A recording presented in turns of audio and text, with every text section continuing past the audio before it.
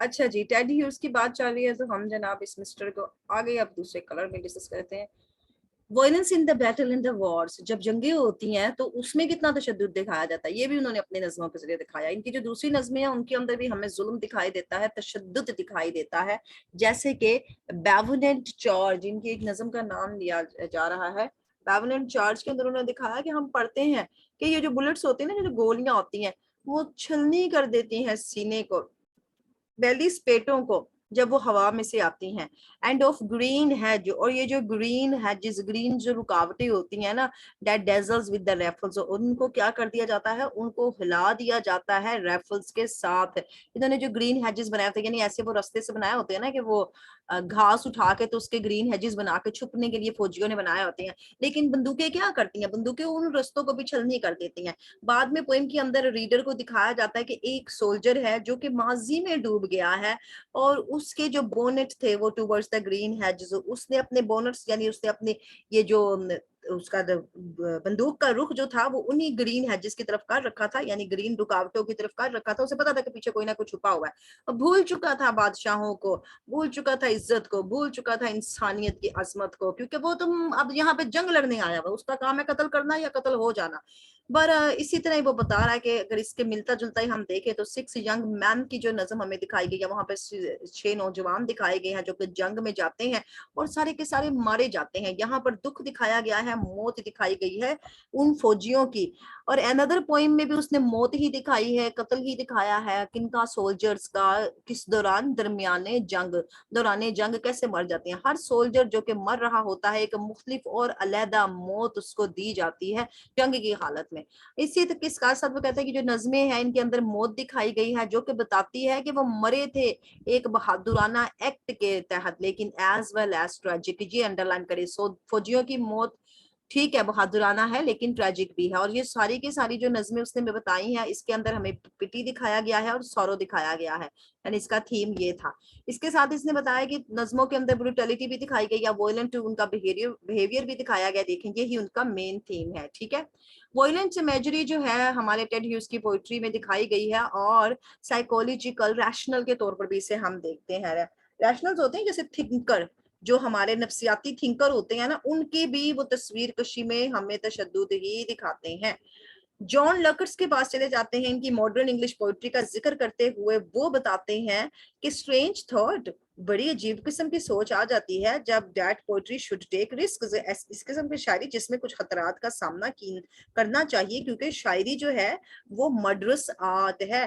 مرڈریس art یعنی قاتلانہ فن ہے شاعری. یہ جان لکرس نے پہلے ہی کہا، لکرس نے، کہ شاعری جو ہے وہ خطرات سے ہی خطروں سے کھیلنا چاہیے اس میں، کیونکہ وہ بھی تو ایک مرڈرز آرٹ ہے جناب. اس کے اندر بھی ہمیں یہی فن دکھائی دیتا ہے. اور لکرس کے مطابق کیا ہے، انگلش شاعری جو ہے جو کہ مکمل فلفل ہوتی ہے اس کنڈیشن کو، اور وہ کس نے کیا ہے، وہ ٹیڈ ہیوز نے فلفل کیا ہے، اور جس نے توڑ کے رکھ دیے، نئی گراؤنڈز بنا دی، نئے رستے بنا دیے، اور انلیشڈ کر دیا نیو ہاریزن. نیو ہاریزن کیا تھا؟ نیا نقطہ عروج تھا جس کو جا کے اس نے کیا کیا، اس نے اس کو چھو لیا، انلیشڈ کر دیا، اس نے اس کو ٹچ کر دیا. کس کے ساتھ ٹچ کیا؟ ڈیلنگ ود دا ڈارک سائیکوسٹ. اب اس نے کس قسم کی شاعری میں کام کیا ہے؟ ڈارک سائیکوسٹ، وائلنٹ فورسز، اور کنسیلڈ کیے ہوئے سارے رستے جو کہ ٹورنامنٹ کر دیے تھے اس نے ماڈرن لائف میں. ٹیڈ ہیوز نے کیا کیا؟ ٹیڈ ہیوز نے اپنی شاعری کے اندر ہمیں وائلنٹ بھی دکھا دیا، سائیکسٹ بھی دکھا دیے، اور ڈارک چیزیں بھی دکھا دیے جو کہ ماڈرن لائف کے اندر موجود تھی.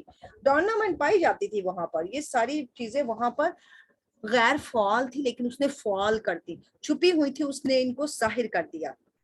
دوسری طرف سے اگر ہم دیکھتے ہیں تو ایک اور کریٹک جو ہے وہ بھی بتاتے ہیں، انہی تاثرات کا اظہار کرتے ہیں کہ یہ ہیوز کی جو وائلنس امیجری ہے جناب، اس میں کیا دکھایا گیا ہے؟ اس میں ہمیں پریزسٹنس دکھائی گئی. پریزسٹنس ہوتی ہے ثابت قدمی، اور پریزنس دکھائی گئی ہے کس کی؟ امپریشنلسٹک سینس کی. امپریشنلسٹک سینس ہوتی ہے آپ کو ایسا تاثر دینا کہ وہ جو بندہ ہے وہ محسوس کر رہا ہے اور آپ پڑھتے ہوئے بھی اس کو محسوس کریں.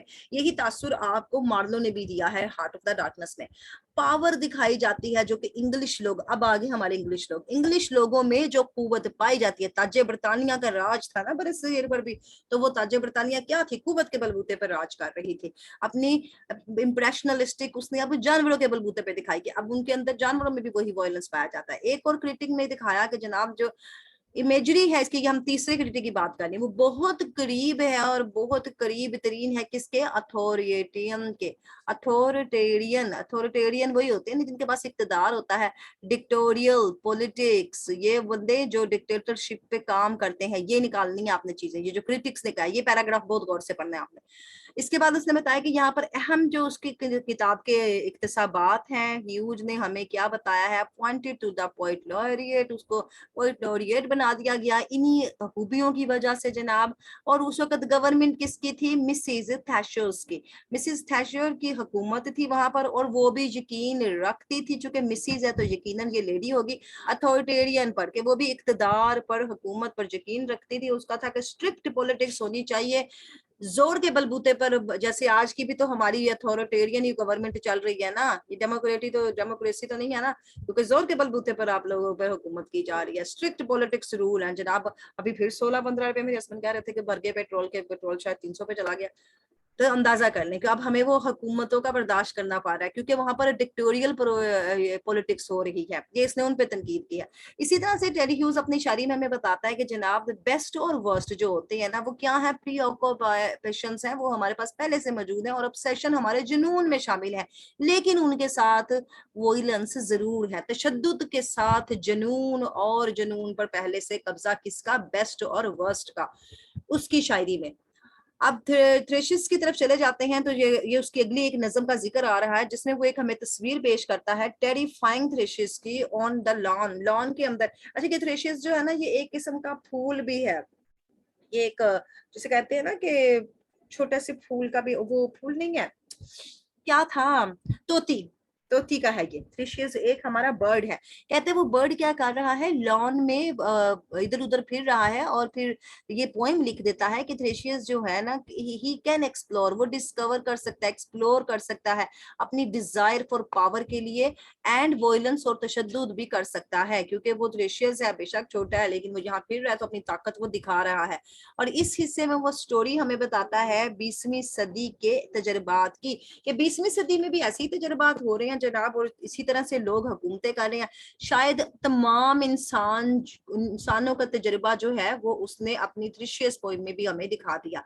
और हॉक रोस्टिंग की तरफ चले जाते हैं तो इसके अंदर अना पाई जाती है, इसके अंदर खुद गर्जी पाई जाती है, और ये सिंगल माइंडेड है। ये तीन क्वालिटी हॉक रोस्टिंग की है। वो ताल्लुक रखता है वोलेंस के साथ, और वो तलाश कर रहा है नो सेटिस्फैक्शन, उसको किसी जस्टिस्फैक्शन, उसको किसी इंसाफ की तलाश नहीं है, नो रीजन, किसी अकल की बात की तलाश नहीं, फॉर इटसेल्फ, अपने आप के लिए। बस उसने जो तैयार कर लिया वही उसका सारा कानून है, वो जहां बैठ गया वही कानून उसने बना लिया। हॉक अपनी पोएम में बजाते खुद कहता है, nothing has changed since his life begin, कुछ बदला ही नहीं है जब से मेरी जिंदगी शुरू हुई है।